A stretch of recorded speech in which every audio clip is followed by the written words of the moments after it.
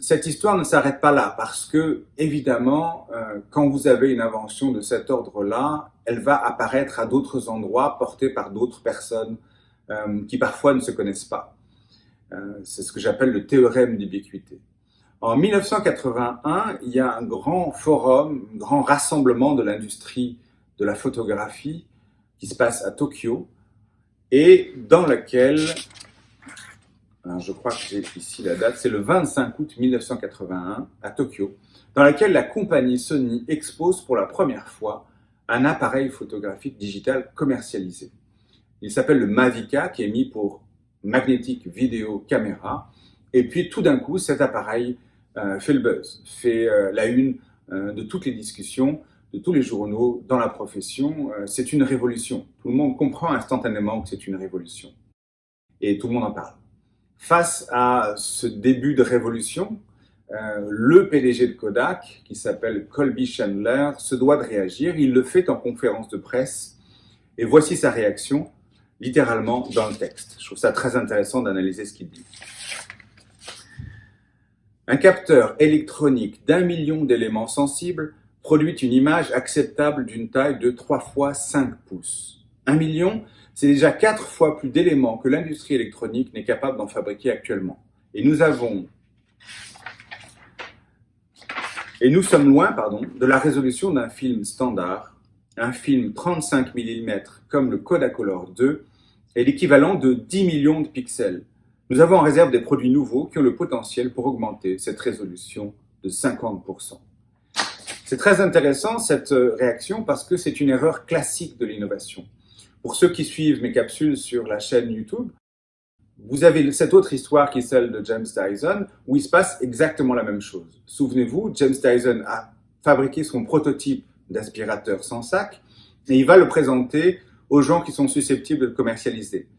Et là, il se heurte à un refus. Et notamment, à l'intérieur de ce refus, il y a une réaction qui est très intéressante, qui est celle du PDG d'AEG.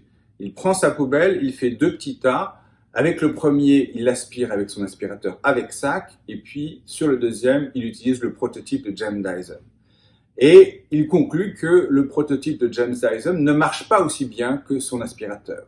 Sous-entendu, votre invention n'a aucune valeur, elle ne nous intéresse pas, elle n'a aucune chance. C'est exactement la même erreur qui consiste à comparer un produit qui est fini d'un point de vue industriel, sur lequel des milliers d'ingénieurs ont réfléchi pendant des centaines d'heures pour l'améliorer, et puis un produit qui est encore un prototype. L'image que j'utilise pour parler de ça, c'est comme si on faisait combattre Mohamed Ali lorsqu'il avait 5 ans face à Fraser à 30 ans. Le combat est inégal, bien entendu, Mohamed Ali va perdre. Ce qui est important de comprendre, c'est qu'il a le potentiel, ce produit, ce prototype, pour devenir beaucoup plus fort, beaucoup plus important que le produit industriel. Et donc c'est une erreur grave, c'est une erreur classique, mais c'est une erreur grave de la part des dirigeants de comparer leurs produits industriels face à un prototype. Toujours est-il que Kodak refuse cette idée que l'appareil photo digital a un avenir. Et pendant que Kodak se concentre sur l'appareil photographique argentique classique, eh bien ses concurrents en profitent. Entre 1981 et 1993, la photographie numérique se développe extrêmement rapidement. Elle commence à prendre toutes les parts de marché de l'appareil photographique argentique, si bien que Kodak est obligé à la fois de licencier des gens et de fermer des usines. Les chiffres que j'ai, c'est que entre 2003 et 2011, Kodak a fermé 13 usines, 130 laboratoires, elle a supprimé 47 000 postes. Tout ça parce qu'ils ont été incapables de gérer une innovation qu'ils avaient faite eux-mêmes.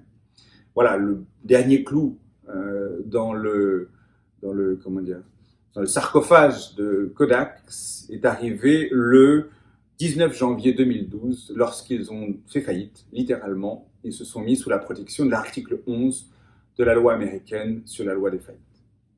Voilà une histoire extraordinaire qui nous raconte comment une grande entreprise peut inventer quelque chose qui a un potentiel de devenir une innovation majeure du siècle dans son domaine, est incapable d'en profiter et va finir par mourir de ça.